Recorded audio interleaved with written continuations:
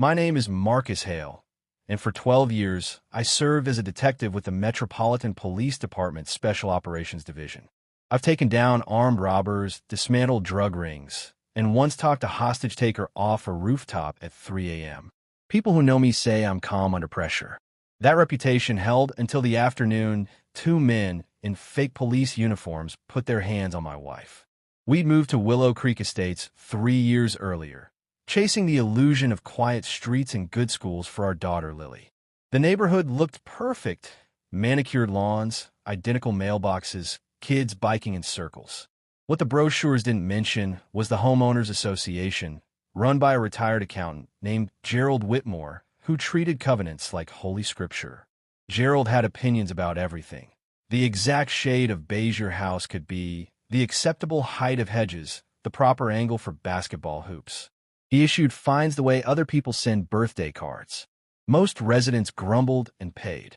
I didn't. It started small. A letter about our mailbox leaning 2 degrees left. Then one about grass height exceeding regulation by ½ an inch. I fixed the mailbox. I mowed the lawn. Gerald kept writing. When I ignored the third notice about unauthorized holiday lights still up in January, he escalated. One Saturday morning, Emily was planting tulip bulbs along the front walk. Lily, 8 years old and convinced flowers needed encouragement, was singing to them. I was inside making coffee when I heard raised voices. I stepped onto the porch and saw 2 men in dark polo shirts with embroidered badges that read Willow Creek Security Enforcement. They wore duty belts, radios, even sidearm holsters, though I could tell at a glance the firearms were airsoft replicas. One was broad and red-faced, the other tall and smirking. Both carried clipboards like weapons. The red-faced one, later I learned his name was Carl, was jabbing a finger toward Emily's bulbs. "Ma'am, these plantings violate Section 14B of the Landscaping Code. They're not on the approved species list." Emily straightened, brushing dirt from her hands. "They're tulips. They'll be gone by summer." "Doesn't matter," Carl barked. "Rules are rules. You need to dig them up now." I started down the steps. "Gentlemen, let's dial it back." The taller one, Derek, turned, sizing me up. "Sir, this is official HOA business. Stay out of it." Emily tried reason. "We'll submit a variance request on Monday. It's Saturday. Can this wait?" Carl stepped closer to her. "No, it can't. Remove them immediately or face fines and possible lien on the property." Lily had gone quiet, clutching her little plastic shovel. Emily put a protective arm around her. "You're scaring my daughter." That's when Carl lost whatever thin patience he had. "Lady, I'm not asking again." He reached out, not to grab the bulbs, but to snatch the trowel from Emily's hand. She pulled back instinctively.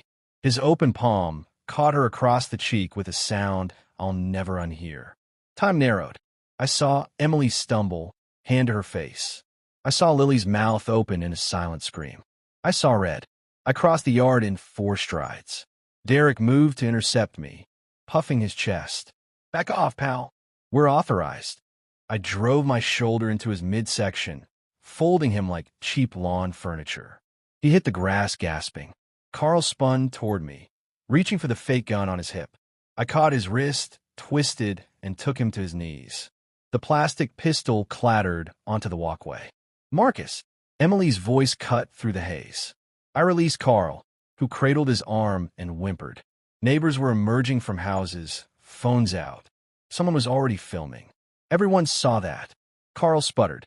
"Assault on an enforcement officer." I crouched so we were eye level. "You're not officers. Those badges are mail order. That gun is a toy. And you just committed assault and battery on my wife in front of 20 witnesses." Derek wheezed from the ground. "Mr. Whitmore will hear about this." "Good," I said. "Tell him Detective Hale wants a word." They scrambled to their golf cart. Yes, the security team drove a modified golf cart and fled. Emily's cheek was already swelling. Lily was crying.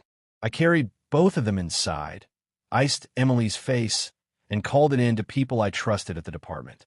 Then I started making other calls. By Monday, I knew everything about Willow Creek Security Enforcement. It was a 2-man LLC owned by Gerald Whitmore's brother-in-law. The uniforms were purchased online. The badges were custom embroidered with no legal authority whatsoever.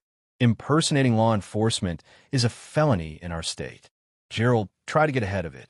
He held an emergency board meeting that night and circulated an email claiming the incident was a misunderstanding blown out of proportion by certain aggressive residents.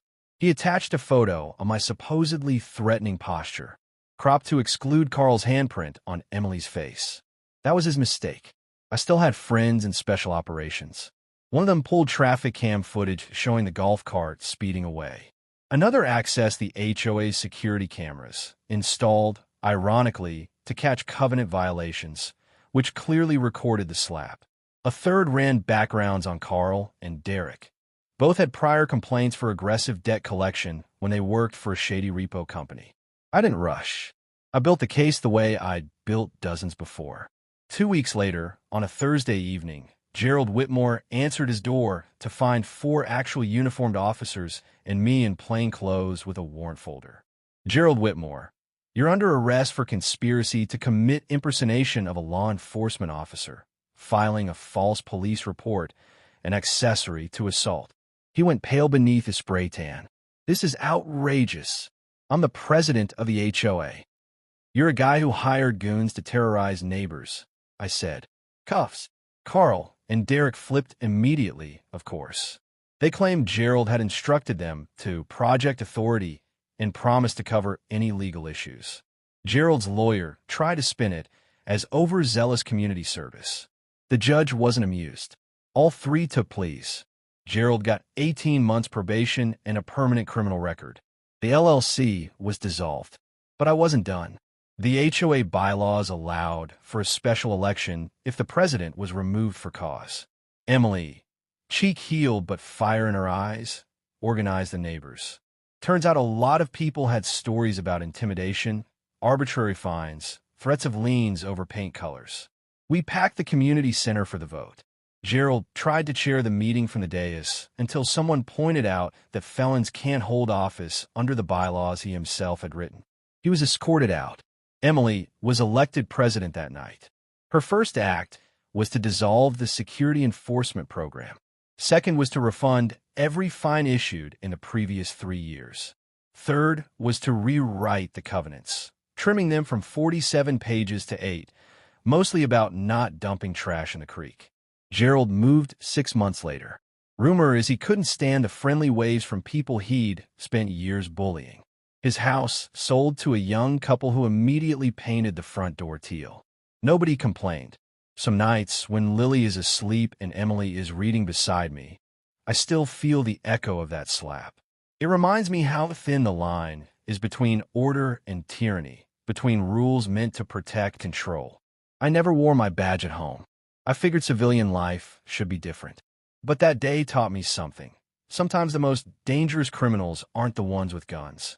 They're the ones with clipboards and a little bit of power they think no one will challenge. They were wrong about me.